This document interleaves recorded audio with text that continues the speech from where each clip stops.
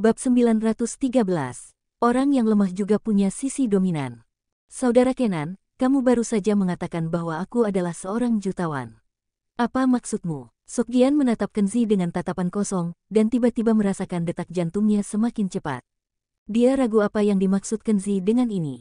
Mungkinkah Kenzi menghasilkan banyak uang, dia juga akan memberinya sejumlah besar uang, dan akan menjadi seorang jutawan. Namun, kekejaman kehidupan nyata telah mengajarinya untuk tidak punya mimpi indah.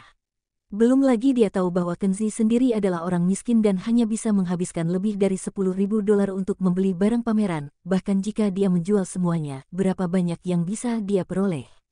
Dia sekarang mulai bertanya-tanya apakah Kenzi sedang menggodanya. Mungkin Kenzi sengaja mengatakan bahwa dia adalah seorang jutawan, tetapi sebenarnya itu hanya untuk menghiburnya. Lolita juga tidak percaya bahwa Sokgian, seorang sampah yang tidak berguna, bisa menjadi jutawan. Dia dan Sokgian punya pemikiran yang sama, berpikir bahwa Kenzi mengatakan hal seperti itu dengan sengaja untuk membuatnya marah, atau sengaja untuk menghibur Sokgian. Jadi Lolita berdiri di samping dan memperhatikan dengan jijik dengan wajah dingin, seolah dia sedang mengamati monyet. Sokgian merasa gelisah dan memandang Kenzi dengan penuh semangat. Dia punya harapan yang besar terhadap Kenzi, tetapi dia juga takut ini hanya lelucon dan semuanya hanyalah mimpi yang tidak realistis. Kenzi menepuk bahu Sokgian. Tenanglah, jangan terlalu banyak berpikir. Aku baru saja mengatakan kamu adalah seorang jutawan, itu artinya kamu memang seorang jutawan sekarang.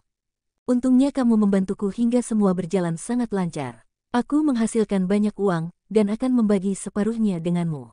Saat Kenzi mengatakan ini, dia berjalan ke pintu, mengambil tas travel yang tergeletak dan membuka resletingnya di depan Sokgian dan Lolita, memperlihatkan sekumpulan uang kertas di dalamnya.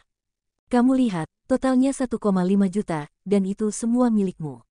Kenzi mendorong tas travel di depan kaki Sokgian. Sokgian tiba-tiba menggigil, dan dia sangat ketakutan hingga hampir jatuh terguling dari sofa. Saudara Kenan, apa yang kamu katakan, 1,5 juta itu milikku. Saat ini, Sokgian masih sangat terkejut dan tidak percaya. Dia curiga semua yang dilihatnya palsu. 1,5 juta tiba-tiba menjadi miliknya. Ini, bagaimana mungkin? Sokgian belum pernah melihat uang sebanyak itu sekaligus dalam hidupnya, dan itu bukanlah angka, tetapi uang tunai yang nyata di depannya, total 1,5 juta. Jika ini benar, maka dia benar-benar seorang jutawan. Sokgian mulai bersemangat dan terkejut. Dia melihat uang kertas di tas travelnya dan ingin menyentuhnya, tetapi dia tidak berani. Dia selalu merasa bahwa semua ini tidak nyata. Tangannya gemetar tanpa sadar. Tenanglah, kamu berhak mendapatkan semua uang ini. Kamu boleh menyentuhnya jika kamu mau. Jangan ada beban psikologis apapun. Kenzi berkata dengan ringan dan menepuk pundaknya. Kenzi sangat mengerti. Saat ini, Sokgian merasa dalam suasana hati yang gugup. Haha, hahaha, kamu benar-benar memberiku uang ini. Saudara Kenan, terima kasih banyak. Setelah semua kerja keras, akhirnya aku menjadi kaya.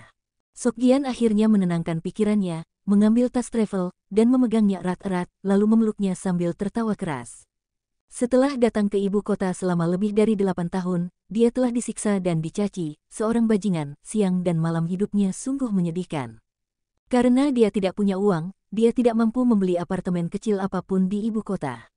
Dia hanya bisa melayang seperti burung yang bermigrasi, mencari rumah sewa yang lebih murah. Karena tidak punya uang, pacarnya Lolita yang sudah menjalin cinta selama 8 tahun tak hanya menolak menikah dengannya, tapi juga bertengkar seharian dengannya. Tapi sekarang, hahaha, aku akhirnya kaya. Sokgian memeluk erat tas berisi uang itu dan tertawa terbahak-bahak. Penampilannya yang bersemangat sekarang tidak bisa digambarkan sebagai kegugupan. Dia tampak seperti orang gila, seolah-olah pasien neurotik dengan serangan mendadak. Lolita saat ini punya penampilan yang berbeda. Saat ini, dia sedang berdiri di sampingnya, wajah cantiknya penuh dengan keterkejutan. Tak lama kemudian, matanya mulai bersemangat. Sokgian, Sokgian, dia melemparkan koper di tangannya, berjalan cepat, memeluk Sokgian erat-erat, dan berkata sambil tersenyum manis. Bagus sekali, ini sungguh luar biasa. Kamu sekarang akhirnya punya uang, dan kita bisa membeli rumah bersama. Haha, sayang, kamu benar, ayo beli rumah. Sokgian jelas merupakan tipe pria sederhana yang menyembuhkan bekas lukanya dan melupakan rasa sakitnya dalam sekejap. Dia memeluk Lolita, mencium wajah cantik Lolita dengan gembira.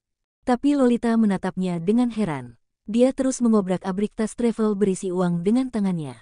Dia sepertinya tidak peduli sama sekali bahwa Sokgian sedang menciumnya saat ini, tapi dia lebih peduli pada uang Sokgian. Ahem, Sokgian, aku ingat barusan dia sepertinya mengatakan bahwa dia ingin putus denganmu, dan dia juga sepertinya mengatakan bahwa dia ingin menikah dengan seorang manajer. Kenzi tidak tahan dengan pacar Sokgian. Dia mengatakan ini sebagai pengingat kepada Sokgian. Setelah mendengar ini, Lolita tertegun sejenak, lalu berdiri, menunjuk dengan marah ke arah Kenzi. Mengapa kamu, orang luar, ikut campur dalam urusan rumah tangga antara aku dan Sokgian? Kamu keluar, kamu tidak punya hak untuk ikut campur dalam urusan kami. Pada saat ini, suasana di dalam ruangan tiba-tiba turun ke titik beku. Kenzi berdiri diam, menatap Sokgian, dan bertanya dengan tenang. Sokgian, dia ingin aku keluar, bagaimana menurutmu? Sokgian memandang Kenzi dengan canggung, dan kemudian menatap Lolita. Matanya secara bertahap menjadi lebih dingin. Meskipun dia sangat mencintai pacarnya, Lolita, bukan berarti dia berpikiran sederhana dan tidak peduli dengan apapun yang telah dikatakan atau dilakukan Lolita. Terutama apa yang baru saja diingatkan Kenzi kepadanya tentang menikahi manajernya. Itu sangat menyengat hatinya. Lolita, kamu tidak memenuhi syarat untuk mengusir saudara Kenan. Justru kamu. Sokgian tiba-tiba berdiri, menunjukkan sisi kuatnya sebagai seorang pria, dan menunjuk ke pintu dengan marah. Keluar dari sini sekarang. Pergi temukan manajermu. Aku, Sokgian, tidak mau peduli dengan rubah betina sepertimu. Tubuh halus Lolita bergetar, dia terpana oleh raungan dan omelan Sokgian. Dia memandang Sokgian dengan cemas, seolah-olah dia belum pernah mengenal pria ini sebelumnya. Bukankah pria di depannya adalah Sokgian yang selalu patuh padanya dan bahkan berlutut untuk memohon padanya? Bab 914 Bersujudlah. Kenzi merasa lega saat melihat Sokgian akhirnya menjadi mendominasi dan mulai marah pada wanita itu. Ia merasa Sokgian, seorang laki-laki, akhirnya mendapatkan maskulinitasnya kembali. Kenzi memandang Lolita. Mengingat sikap wanita ini yang selalu merendahkan Sokgian, dia pasti tidak akan mampu menahan amarah Sokgian padanya. Wanita bernama Lolita ini akan 100% pergi dengan marah dan tidak pernah berinteraksi dengan Sokgian lagi. Bukan Kenzi saja yang berpikiran demikian, tetapi Sokgian juga. Dia sangat mengenal pacarnya Lolita. Biasanya, jika dia berbicara sedikit lebih keras padanya, Lolita akan bertengkar tanpa henti dengannya. Sekarang dia langsung menghampiri Lolita dan berteriak ke Lolita untuk keluar. Bagaimana bisa Lolita menahan amarah seperti ini? Hubungan 8 tahun pasti 100% berakhir. Namun, apa yang terjadi selanjutnya benar-benar di luar dugaan Kenzi dan Sokgian. Lolita dimarahi oleh Sokgian, namun bukannya melawan dengan amarahnya, Lolita malah tampak ketakutan oleh keganasan Sokgian yang tiba-tiba, dan menjadi bingung. Dia bahkan menangis. Sokgian, jangan terlalu kejam padaku. Biasanya kamu tidak seperti ini. Aku. Dia merintih dan mengusap matanya. Aku salah. Seharusnya aku tidak menyebut manajer apapun. Aku seharusnya tidak ingin mengusir saudaramu. Aku berharap kamu punya uang dan bisa membeli rumah. Aku ingin menjalani kehidupan yang bersamamu dan tidak pernah pindah lagi. Melihat wanita ini tiba-tiba menjadi lemah, Sokgian sangat terkejut. Dia menoleh untuk melihat Kenzi, tidak tahu bagaimana menghadapi situasi ini, tetapi Kenzi yang juga sedikit terkejut tidak tahu harus berkata apa. Lolita terus menangis, meraih tangan Sokgian dan menangis serta memohon. Sayang, tolong, jangan putus denganku. Aku tahu aku salah, aku benar-benar tahu aku salah. Aku menyebut manajer itu, sebenarnya aku sama sekali tidak suka bersama mereka. Manajer itu sudah tua, tidak peduli seberapa keras dia mengejarku, aku tidak pernah menyetujuinya. Sedangkan manajer yang satunya bercerai belum lama ini dan dia kalah rumahnya. Tentu saja aku tidak ingin bersamanya. Hanya kamu yang paling cocok untukku. Kamu telah berhubungan denganku selama 8 tahun dan sekarang kamu punya kemampuan finansial untuk membeli rumah. Aku tidak ingin putus denganmu saat ini. Karena aku pasti akan menyesalinya di masa depan. Air mata seorang wanita adalah senjata terbaik melawan pria. Ketika Sokgian melihat tunangannya yang cantik mengatakan yang sebenarnya dengan menangis begitu keras, hatinya perlahan mulai menjadi lunak. Sokgian hanya ingin memeluknya dan menghiburnya dengan kata-kata yang baik, tetapi kali ini, Kenzi di sampingnya terbatuk ringan, seolah mengingatkan Sokgian agar tidak impulsif dan mengendalikan emosinya. Meskipun Kenzi lebih muda dari Sokgian, Kenzi sebenarnya punya pengalaman yang jauh lebih kaya dalam kehidupan emosional pria dan wanita daripada Sokgian. Di masa lalu, Kenzi telah menjadi menantu numpang selama lebih dari 3 tahun. Dia selalu menurut dan mengalah, dan pada akhirnya hanya mendapat perceraian yang menyedihkan. Pelajaran dari kegagalan semacam ini membuat Kenzi memahami satu kebenaran, jangan terlalu menyukai wanita di dalam hatimu. Tidak peduli seberapa besar kamu menyukainya, kamu tidak boleh mematuhinya dalam segala hal. Apalagi jika seorang wanita menitikkan air mata, biasanya pria akan menyerah tanpa prinsip apapun. Ini tidak akan memperkuat hubungan antara keduanya, namun juga akan menimbulkan lebih banyak bahaya yang tersembunyi dan menimbulkan lebih banyak akibat buruk. Alasan mengapa Kenzi terbatuk ringan adalah untuk mengingatkan Sokjian agar memahami hal ini. Sokjian jelas bisa memahami maksud Kenzi. Setelah melirik Kenzi, dia segera menahan keinginan untuk memeluk Lolita dan terus bertingkah seperti pria tangguh di depan Lolita yang menangis. Berhenti menangis, aku tidak membiarkanmu melakukan ini.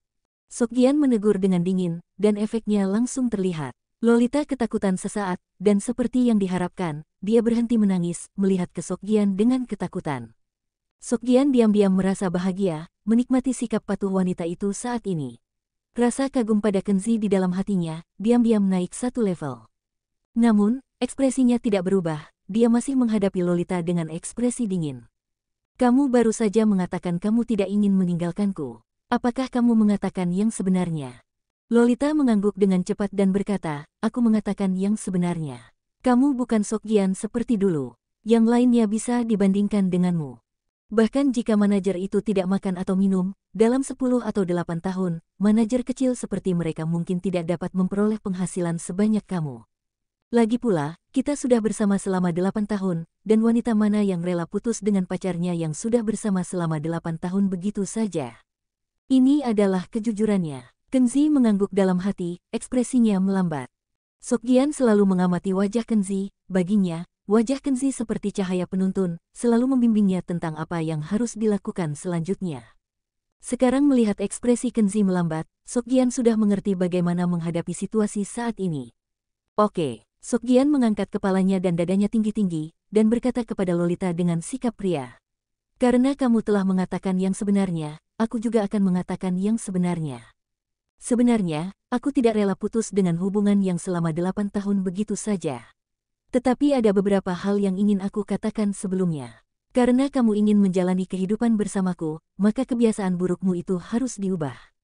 Pada titik ini, mungkin mengingat keluhan yang dideritanya sebelumnya, Sokjian menjadi bersemangat, mengangguk padanya, dan berkata dengan nada menceramahi. Pertama, kamu harus menghormatiku dan menganggapku sebagai laki-laki bagimu. Jika kamu marah padaku, kamu tidak diperbolehkan mencaci dan pekerjaan rumah sekarang semua milikmu. Oke, aku tidak akan marah, dan aku tidak akan menyuruhmu melakukan apapun. Lakukan ini, lakukan itu, dan kerjakan semua pekerjaan rumah. Lolita mengangguk berulang kali dan menyetujuinya semuanya tanpa mengucapkan sepatah kata pun.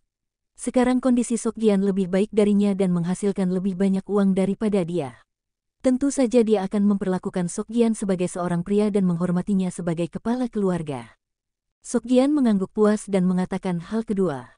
Syarat kedua, kamu baru saja menghina saudara Kenan, memanggilnya sampah yang tidak berguna. Sekarang kamu harus segera berlutut dan bersujud padanya. Hah, Lolita menjadi malu dan menatap Kenzi. Sokjian ingin bersujud padanya. Bukankah itu terlalu keterlaluan? Meski dia baru saja melabraknya dan memarahinya, tidak perlu berlutut dan bersujud, kan? Cukup untuk menebus kesalahan dengan meminta maaf, memintanya untuk bersujud sepertinya terlalu berlebihan. Lupakan saja, kalian berdua sudah cukup hidup rukun. Tidak perlu bersujud padaku. Kenzi juga merasa permintaan Sokjian agak berlebihan. Bagaimanapun, Lolita adalah wanitanya, dan dia ingin wanitanya bersujud kepada orang lain, itu tidak sesuai dengan etika. Tidak, dia harus bersujud. Tanpa diduga, Sokjian menjadi keras kepala saat ini. Dia menunjuk ke arah Lolita dan berkata dengan emosional. Jika bukan karena kesetiaan saudara Kenan dan uang yang dia hasilkan, memberiku bagian penuh sebesar 1,5 juta. Bagaimana aku, Sokjian, bisa memiliki status yang aku miliki hari ini? Bagaimana bisa ada harapan untuk membeli rumah di ibu kota ini?